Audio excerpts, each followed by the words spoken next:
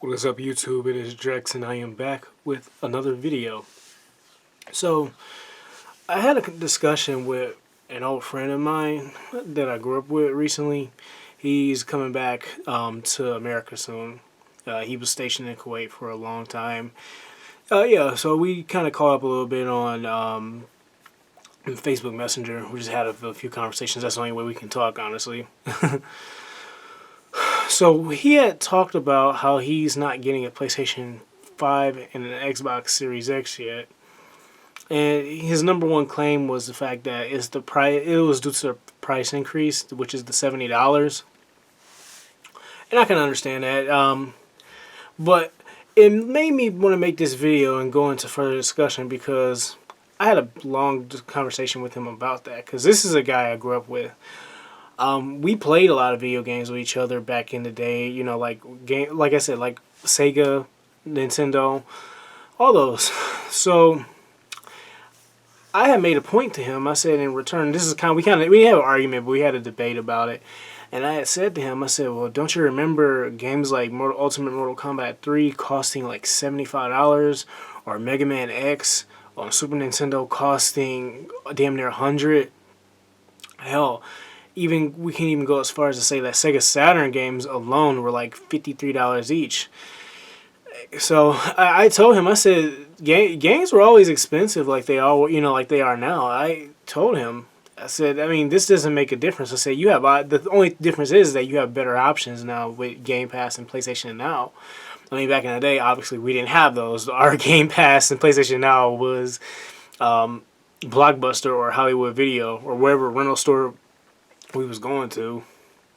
But yeah, I just kind of went into a further discussion. I said the reason why games were so expensive back then, comparing it to now, is because it was a supply and demand. Everybody knows what the Nintendo 64 is. I don't think too many people would probably remember that the Nintendo 64 games was cost a lot back then if you wanted to own them. And I mean, you were fortunate enough to get them on sale if your retailer like Target or Walmart or Kmart had it for sale. Or you would be lucky enough to just go to FuncoLand and get the game used and buy it cheaper there, but you probably had to wait a little longer. It wasn't like it is now, like after a few months the game goes on sale.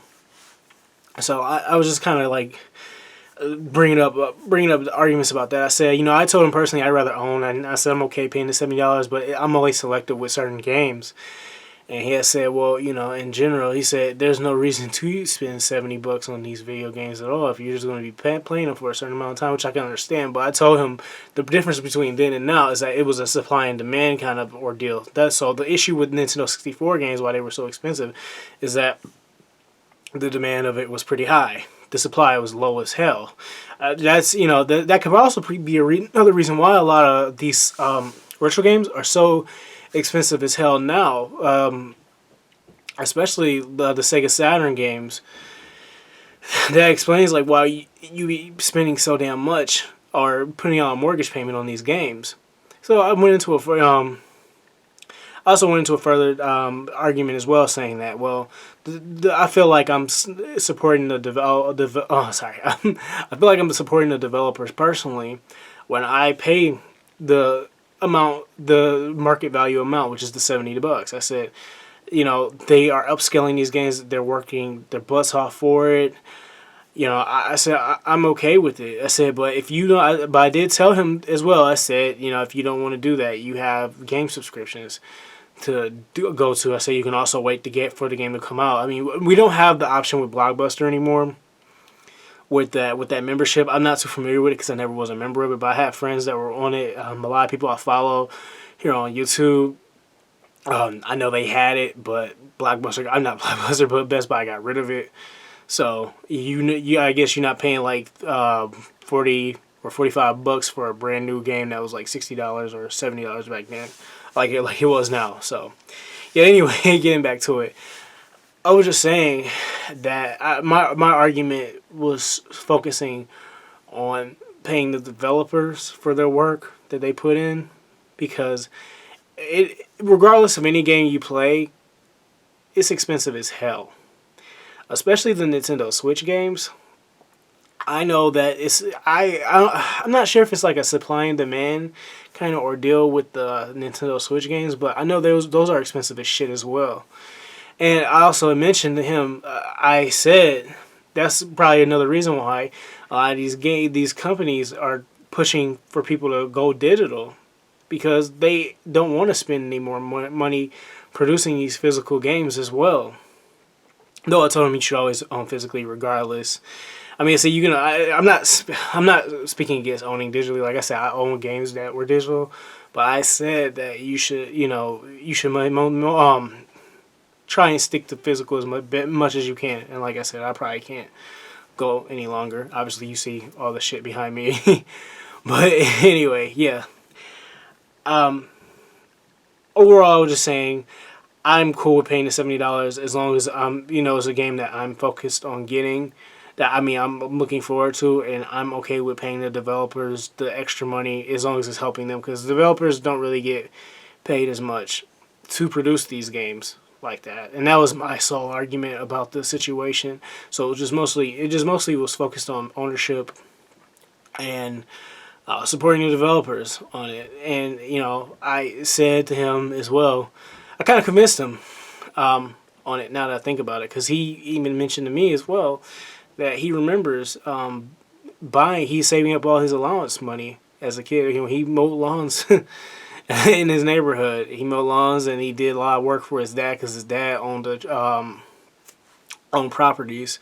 So he said he just did help his dad with his properties and whatnot around the house, like mowing the lawns and painting and stuff. And he told me, he said he remembered his dad taking him to Toys R Us to buy Ultimate Mortal Kombat 3, and he said that he remembers pulling the ticket, and he said on the ticket it was $73. So it was $73.99. So I think back then, I'm not sure how taxes is now. I'm not an economic specialist or a professor or anything, or a financial advisor in person. So please don't quote me on this but I'm pretty sure the taxes on that rounded out to almost at least 74 or $75. Hell, to back then. Now it's probably like $3 or $4 more. But yeah, thing is, it was just an interesting conversation I had, and I just thought I would share it. I know I've had videos in the past where I talked about I'm okay with spending the $70 on a game, but I guess I just wanted to weigh in and put my 2 cents out there about why I don't think this is nothing new. Because as I said before, games back in the day were about that much, especially if it was like a ported game. I think I saw a catalog for Toys R Us or Best Buy back in the 90s, and I know when Street Fighter Alpha 2 got ported to the Super Nintendo, that game was almost $100.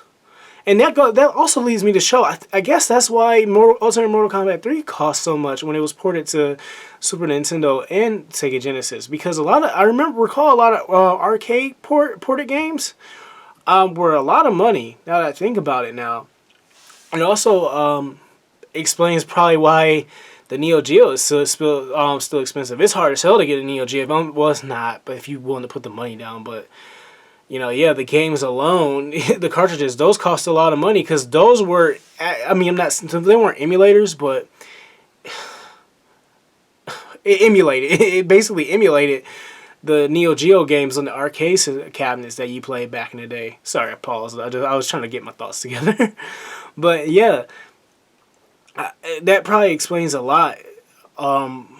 And probably a lot, like I said, even with Sega Saturn games as well, it's probably just a low supply of these being produced, especially in Japan, with the Neo Geo games and Sega games. So it probably explains why a lot of this was going on when a lot of these games was ported over to North America. I know in Japan you can get these games for probably, especially Saturn games, you can get them for like a lot cheaper compared to Neo Geo. I mean, Neo Geo, you're putting down an investment each and every time. So, overall, that's just all I wanted to talk about. Weigh in my thoughts on the $70 increase. Like I said, it don't bother me. If like I said, people have options nowadays. Gamers have options. They can go to Game Pass. They got PlayStation Now. They can rent. Just wait for stuff to go on sale. we have better options than we did compared to what we did had back then. So that's all my sole argument was when he had complained about my friend had complained about the $70 increase. So yeah, that's all I just wanted to say. Other than that, this is Drex. I am out.